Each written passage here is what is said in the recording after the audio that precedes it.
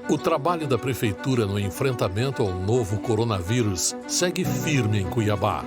Além dos novos leitos de UTI e enfermaria, a vacinação avança com a descentralização no Centro de Eventos do Pantanal, na Assembleia Legislativa, na UFMT, no SESI Papa e no Sesc Balneário na região sul. E em breve, novos polos serão abertos na cidade.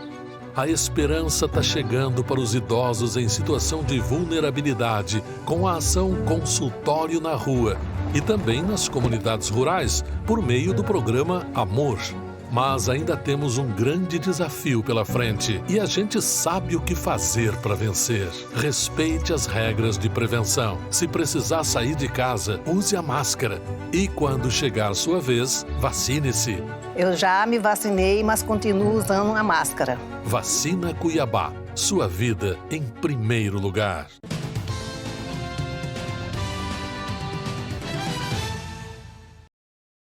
Olá, você que acompanha o Facebook do RD News, canal de notícias de Mato Grosso. Nós estamos com mais uma live aqui, trazendo um assunto muito importante, porque foi recente. Em abril, foi sancionada uma lei, a 14.138, agora de 2021, que é a nova lei de investigação de paternidade. Teve mudanças importantes, sérias. Você sabia que o suposto pai, se ele tiver desaparecido ou tiver morto, a justiça pode autorizar, buscar, né, o DNA, a investigação de paternidade dos familiares, e se a pessoa se recusar, o que pode acontecer?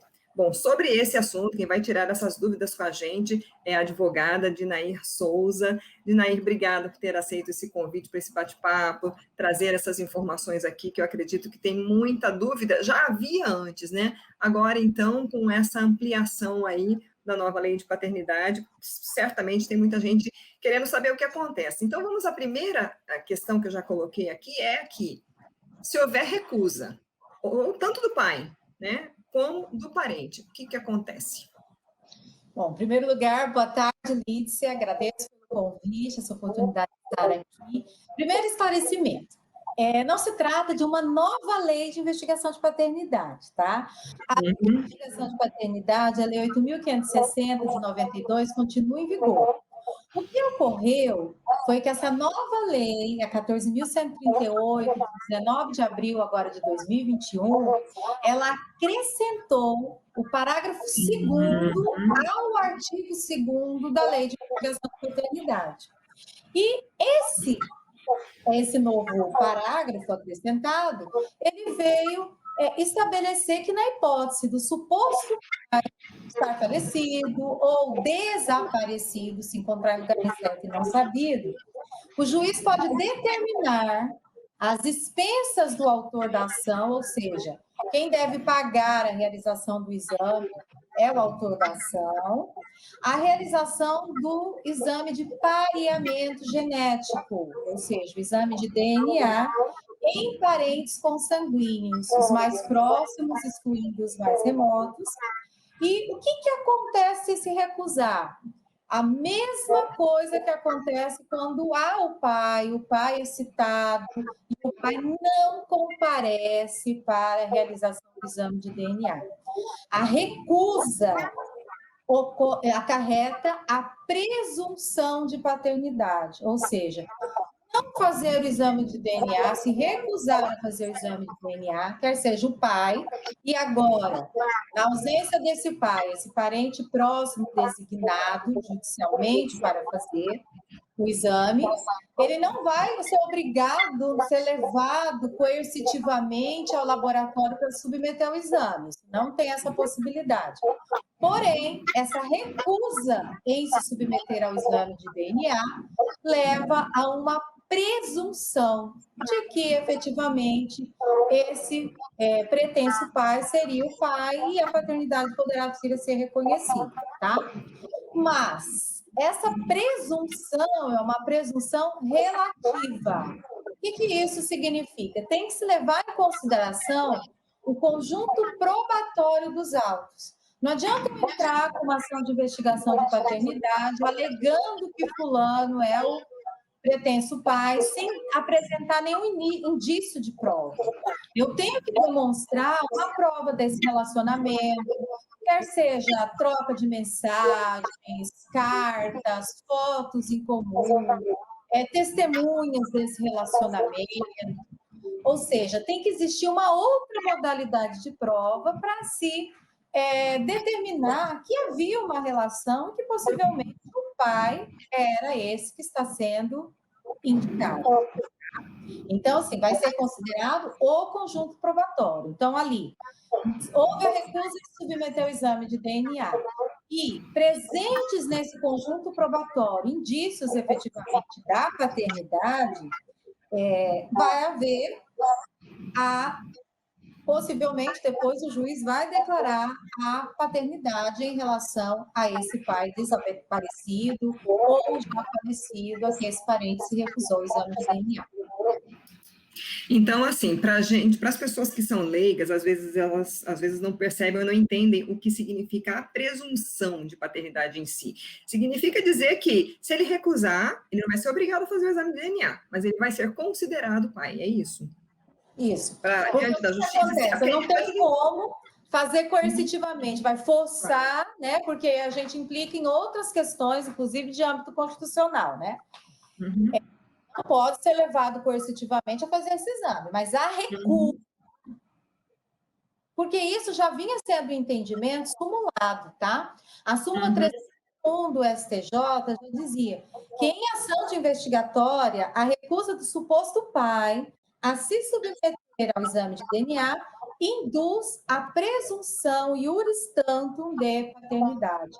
Então, essa súmula já é um entendimento que, quando a gente fala em súmula, o que é uma súmula?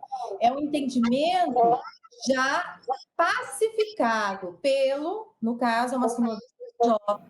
Então, é um tribunal superior, tá? Então, que deve ser observada, ela afirma o entendimento de todos os tribunais do país. Então, a decisão dos juízes na recusa, havendo essas outras provas que devem ser consideradas, a presunção é pela paternidade. Então, presunção tudo indica que o pai é fulano.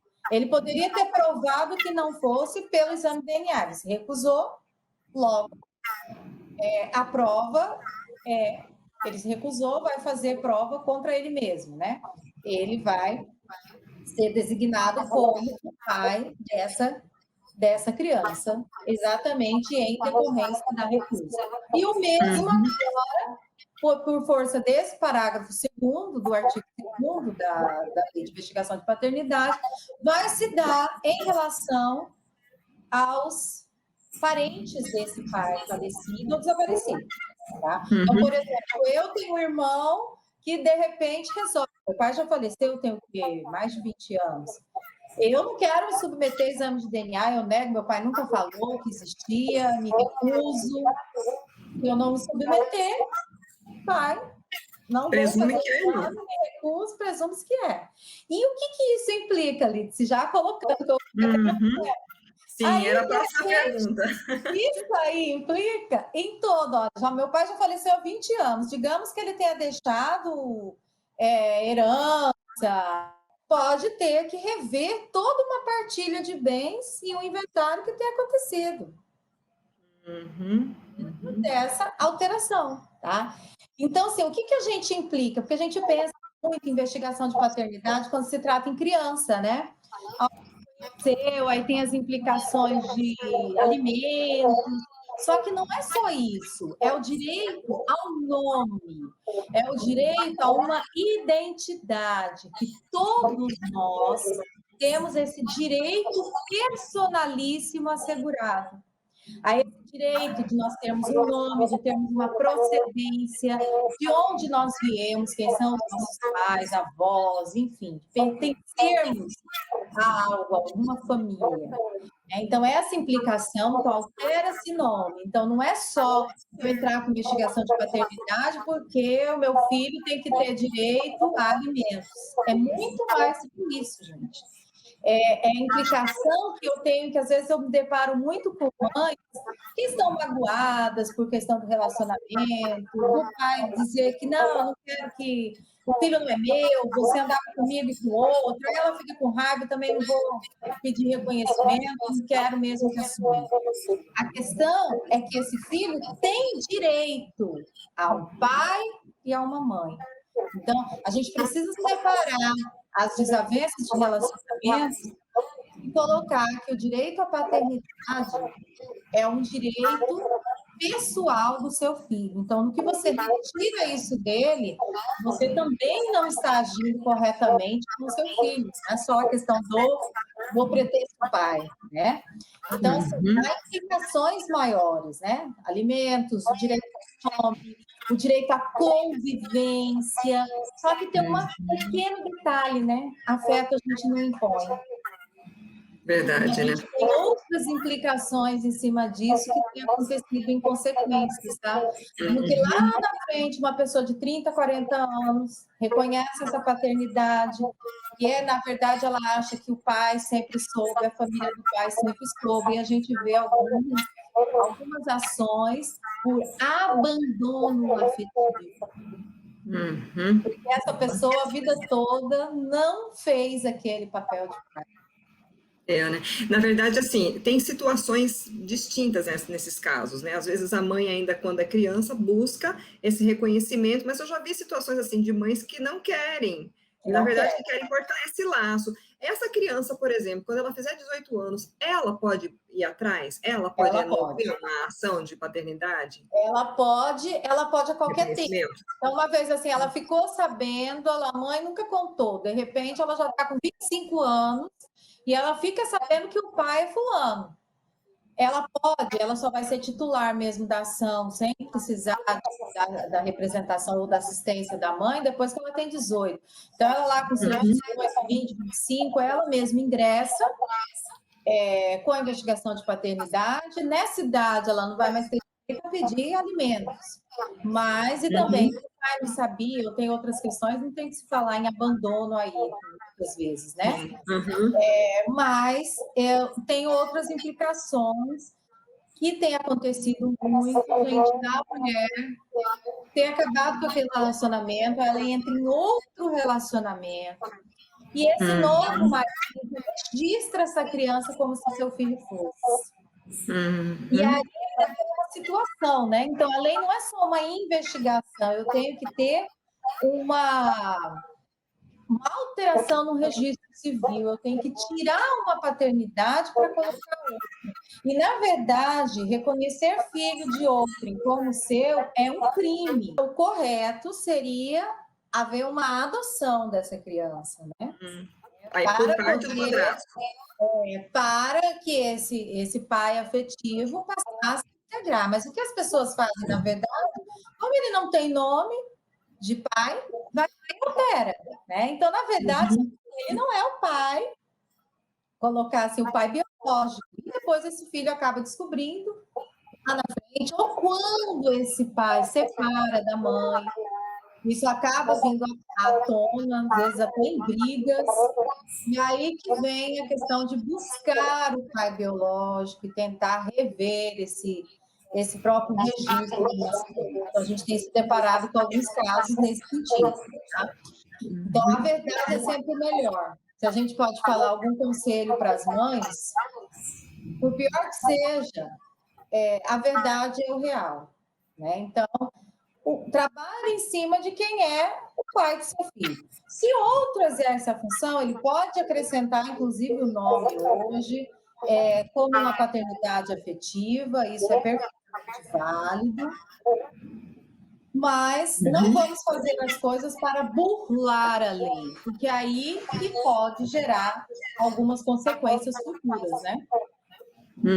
Esse pai está dizendo que fez, assim, ele foi iludido, falou que era dele, não era. A gente nunca sabe o que pode acontecer no futuro. Então, às vezes geram revoltas, né? Às vezes acaba gerando revolta e muita desunião familiar, né? Assim, os parentes consanguíneos, o que pode ser considerado para fazer esse exame né, essa investigação a partir dessa lei, né, que alterou a lei da paternidade. Quem são os parentes consanguíneos, né? Seria, no caso, existem avós, irmãos, então sempre os mais próximos, excluindo os mais remotos. Então, se eu tenho mais próximo, seria haver a questão dos avós em primeiro lugar, né? Na falta do pai, pegar o pai dele, a mãe dele. Aí o pai faleceu, mas ele tinha irmãos, então vai fazer o pareamento, pode fazer o pareamento genético com o irmão, se não vai para tio. Então, sempre o que for mais próximo, é isso que faz, os mais próximos, excluindo os mais remotos. Tá? Se nessa decisão de presunção, digamos, o pai está sumido, veio, né, não conseguiram encontrá-lo, aí veio a decisão, olha, não apareceu, ou se recusou, né, a decisão judicial veio, este é o pai por presunção. Esse pai, ele tem como recorrer dessa decisão, e qual seria a alternativa? Seria ele se submeter, se ele de repente apareceu, ou se submeter ao exame? Se ele acha que não é ele... investigado. Porque o que acontece? Quando é feito o exame de DNA, fica mais difícil, né? Porque o exame de DNA ele vai dar em termos percentuais. Como não é o caso de ser feito em cima do pai, em cima do parente, então o percentual é um pouquinho diferente assim, do pareamento genético, mas teria como colocar. Então, por exemplo, o pai apareceu, mas foi feito o exame de DNA com a mãe dele, o pai dele, aí é mais difícil ele tirar.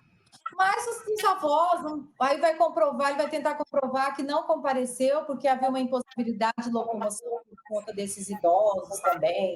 Vamos colocar lá por conta da pandemia, da Covid, e de repente foi declarada a paternidade. Ele vai ter que buscar um pequeno detalhe para ele poder buscar reverter isso. Mas, senão, ele vai tentar uma nulidade disso, que pode ser feito ou não. Mas a regra é que, uma vez definido, seria ali, senão a gente não tem segurança jurídica nas decisões. Se puder ficar revendo e revendo. Sim, E quando a lei diz que essa investigação de pareamento com os consanguíneos, as custas do autor da ação se é a mãe que está movendo, é a mãe que vai pagar. É isso. A mãe que vai pagar, exatamente. Se ela não tiver condições. Aí vem outra situação. E quando a justiça é gratuita? Quem arca, o Estado arca, tá? Aí como que é a justiça gratuita? Se a mãe é beneficiária da justiça gratuita, porque na verdade ela entra com a ação em nome pelo filho, né? Que o titular da ação, na verdade, é o filho. Ela é beneficiária da justiça gratuita, o Estado vai arcar com as custas desse exame, ou vai ser realizado pelo laboratório do Estado, nos lugares em que haja, né? E fica aquele valor remanescente, assim como as custas. Depois, no final da ação, pode ser condenado o réu, no caso, o pai ou a família, o pai, no caso de falecimento, a recompor aos cofres públicos o valor desse exame, assim como todas as demais custas desse processo, numa eventual condenação em custas processuais. Tá? Mas é isso, as expensas é que cada um paga, né? Então, quem tem que pagar é quem está entrando com a ação. A exceção que não é assim, sendo beneficiária, a gratuidade da justiça, ela abarca todo aquilo que implica em tramitação desse processo, inclusive, eventualmente, havia uma discussão um tempo atrás se cobriria ou não, mas isso já é pacífico, tá? Então, se é beneficiário, entraria nisso. A joia. Bom, temos 20 minutos já de bate-papo. Tem alguma questão assim que a gente não abordou, para a gente já ir encerrando? Bom, não sei se tem questionamento. Você gostaria de ressaltar? Até que não teve perguntas pela internet, não, mas, de repente, questões que você gostaria de ressaltar, ou com base até na sua experiência, que conselhos você pode dar, né? Que é algo, acho que envolve também muito questões emocionais, né? Família sempre tem seus dilemas, né? Então, como lidar com uma situação dessa, Dinair? Olha, a questão uma decisão judicial nunca define laços afetivos. Isso aí, nenhuma decisão judicial tem um condão de estabelecer que aquela família vai ter efetivamente o vínculo com aquela criança, com aquele jovem, com aquele adulto que busque essa investigação de paternidade. Então, em qualquer modalidade de processo, as questões familiares precisam ser muito bem trabalhadas. Qual o verdadeiro motivo de eu estar me recusando, de eu estar pretendendo isso? Eu tenho que saber, efetivamente, que eu vou ter, por exemplo, um nome. Eu posso ter uma pensão, eu posso ter, eventualmente, uma herança, mas isso não significa que eu vou ter o afeto. Porque o que a gente vê muitas vezes é o que se busca em ânsia mesmo, é que eu quero a família, eu quero aqueles irmãos, eu quero pertencer àquele lugar. E há uma frustração muito grande que, às vezes, o processo judicial ele faz exatamente o oposto. Apesar de existir a decisão, o que acontece é que há um afastamento muito maior ainda dessas famílias, porque as relações familiares elas não foram tratadas. Só houve uma decisão e alguém ganhou e alguém perdeu, mas aquela questão efetivamente não foi tratada. Então, advogados que trabalham na área de família, os juízes que estão nessa área têm que cuidar muito dessas celeumas, daquilo que é levado para que a sua decisão, a sua atividade, ela possa corresponder o máximo possível dentro de qual é a real intenção daquela pessoa e até esclarecer até onde isso vai levar. Porque, normalmente, as ações, o que se apresenta para o advogado é só a ponta do iceberg. O que a gente vai ver, existem N outras questões por trás, e que nós não podemos prometer, muitas vezes, que isso será resolvido. Então, a gente precisa, às vezes, convém fazer uma mediação, chamar essas pessoas para uma mediação, que dentro da área de família é o melhor para poder se restabelecer relações familiares, do que, efetivamente, o litígio em si. Então, ele pode até dar o reconhecimento efetivo da paternidade, pode até trazer um ganho financeiro, mas a relação afetiva, isso aí não traz. Não traz, a gente precisa cuidar disso um pouquinho melhor, porque existem outras formas muito mais eficazes de estar trabalhando isso, chegando, às vezes, àquilo que a pessoa realmente quer. Tá joia. Aqui só um alôzinho aqui do professor Luciano, Cuiabá, Mato Grosso, Deus abençoe, do canal, o perfil dele é Filósofo Atual, tá acompanhando a gente, obrigada, professor, pela presença aí. Dinair, você está nas redes sociais, você tem canais, né, você tem seus contatos, se você quiser passar aí para o pessoal que quiser tirar mais dúvidas, saber mais informações. Aqui no Facebook, @Dinair, no Instagram, advocacia Dinair Souza e Dinair Souza, Dinair com Y, igual está aparecendo aí para vocês, tá? No LinkedIn também, @Dinair Souza. Tá joia. E quem nos acompanhou no Facebook, saiba que essa entrevista vai estar disponível também no canal do YouTube do RDTV, RD News, e no site do RD News. Então, daqui a pouquinho eu vou subir a entrevista para quem quiser depois compartilhar, mandar informação. Dinair, muito obrigada novamente pela sua disponibilidade, pelas suas informações. Eu que agradeço, Liz. Foi um prazer estar aqui com você hoje. Tá joia, até a próxima. Espero que tenha ajudado muita gente. Até a próxima. Tchau, tchau. Tchau.